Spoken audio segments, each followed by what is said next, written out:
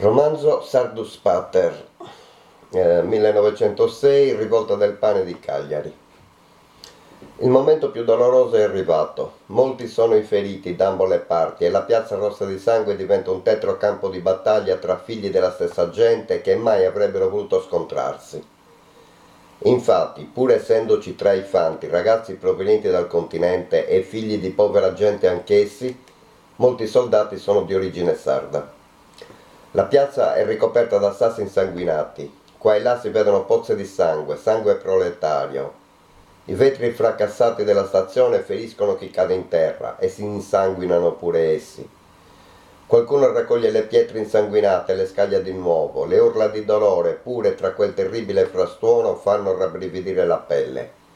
Un carabiniere stramazza a terra, svenuto, accanto ad un manifestante, morto, col cranio fracassato da una pallottola.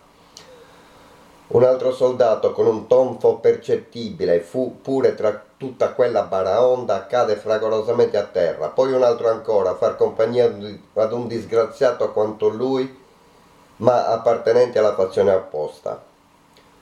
Una guardia scappa, ma il suo incedere è impedito dal fatto che ha una gamba fratturata.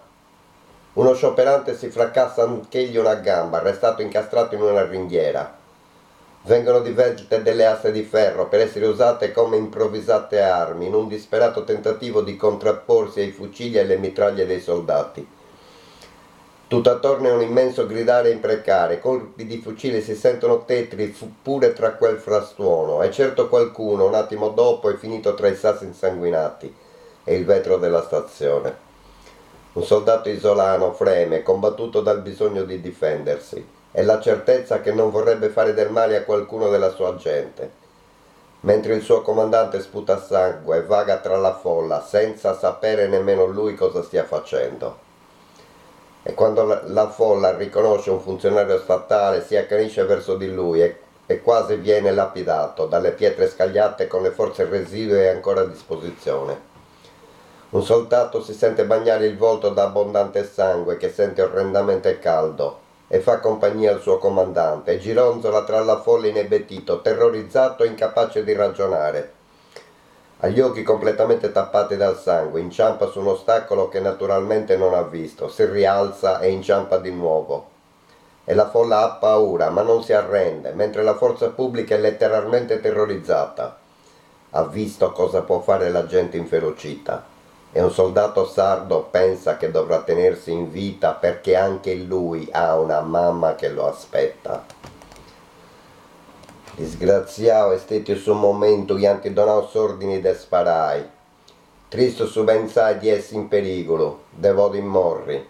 Devo pure tenere una mamma che mi aspetta. Triste e misenio che ha donato ordini a sa tomba. Trista s'idea de depibili tutto questo sangue. E i occhi nostros giustos de lágrimas. Tristos iscompangios che non anti intendi a regione, si puntighettaus contro sa gente nostra. Ma d'antivato scettivo si difendi. Tristas condizioni, sposa gente, obbligata a si schierai contro Sannoso. Triste e valenti sa gente, gli ha donato su petto, su bersaglio de sa mitraglia. Tristas nenias, vestidas de bucca rossa de zerriai bastada. Pezza via a Schrovero, in vendita o in regalo. Pezza pronta si distruggi. No, no, su teneo su di moria de morri. Dubio, ma Deo non sparo a pizzo de Nemos. In Fausto è stato il momento in cui hanno dato l'ordine di sparare. Triste il pensiero di essere in pericolo, la possibilità di poter morire. Anche io ho una mamma che mi aspetta. Disgraziato che ha dato l'ordine al trombettiere, orrenda la visione di tutto questo sangue. I miei occhi bagnati hanno compassione di quei soldati che hanno sparato sulla folla. Ma so che l'hanno fatto per difendersi, terrorizzati dalla paura, tristi condizioni per la gente, obbligata a schierarsi contro di noi. Valorosa la gente che ha mostrato il petto, bersaglio per la mitraglia. Tristi lamenti scaturiti da bocche stufe di gridare basta, carne viva a scelta, in vendita o in regalo. Carne preparata alla distruzione, no. Abbiamo tutti paura di morire, lo vedo, ma non sparo addosso a nessuno. Il povero soldato che non sparerà un solo colpo contro quella gente. I fratelli, figli della stessa disgraziata gente, non devono uccidersi a vicenda. E la folla non si ferma nemmeno di fronte alla morte, e le vittime tra le sue file, inopinatamente, invece di renderla mansueta, la rende ancora più decisa. Gli eventi sono inarrestabili e incontrollabili, tutto può succedere, anche altre morti. E la folla si fa largo tra i soldati, irrompe nella stazione, fracassa tutto quello che trova, mette a ferro e fuoco quel simbolo del potere tanto odiato. La stazione diviene la vittima inanimata del malcontento popolare. Tra i binari sono buttate le poltrone della sala d'aspetto, i treni distrutti come i fogli e gli arredi degli uffici.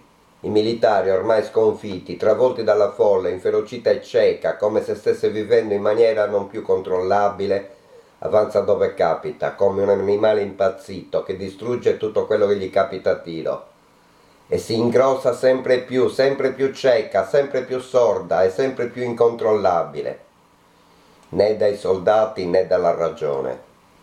Domina, unica e foriera di altri morti, solo alla sua stessa pazzia distruttrice.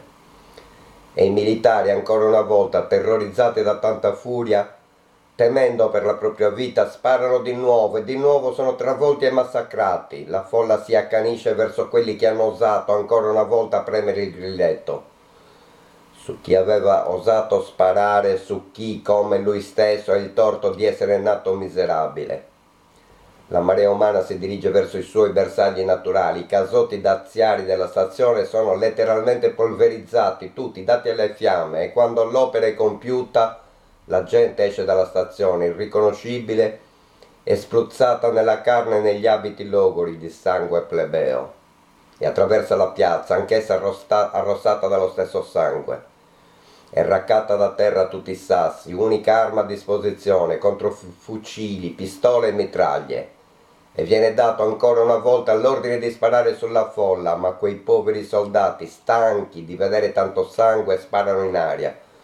E in quell'occasione nessuno resta colpito dalle pallottole, ma loro sì, vengono investiti da sassaiole che arrossano ancora di più questo posto disgraziato. La folla è circondata da soldati e carabinieri, ma essi stessi si sentono circondati da tutta una città, la gente dappertutto, anche dietro di loro, e certo non resterà immobile se qualche fucilata dovesse colpire ancora i manifestanti.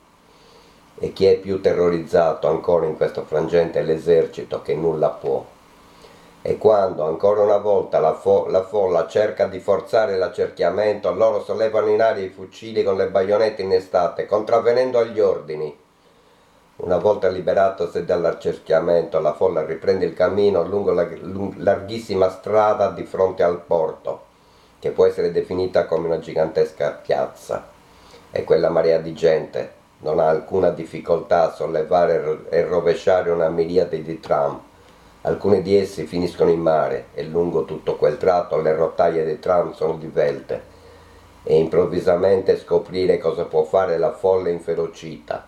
La folla della rabbia si moltiplica. Chi potrebbe mai fermarla? E una decina di soldati, circondati e malmenati, terrorizzati, sporchi di sangue, si rifugiano in un casotto dei tram, e in preda al terrore comincia a sparare dove la folla è meno fitta, in un disperato tentativo di salvarsi la vita, e nello stesso tempo incapaci di avere sulla coscienza un massacro. Vengono risparmiati, ma ne escono pesti e logori, insanguinati, esattamente come un pescatore appena colpito alle gambe da molti proiettili sparati da una mitraglia. Un altro resta quasi infilzato nel tentativo di scavalcare un'inferriata. E la folla ora si scaglia ancora verso i soldati e dalle varie pattuglie separa ogni comandante, che viene percosso e lasciato in terra solo quando dimostra di non reagire più. La caccia che ha dato l'ordine di sparare è assidua, la folla non si cura quasi più dei soldati, vuole i comandanti tra le mani, che vengono insultati, sputati e percossi. A tutti vengono strappati gradi e distintivi. Devono subire l'onta di una degradazione che avviene dal basso, certamente la più infamante. La gente ha deciso che non meritano la loro compassione e ancora una volta vengono percossi pesantemente. Chi decide di sguainare la spada e ferisce qualcuno viene lasciato in terra esanime.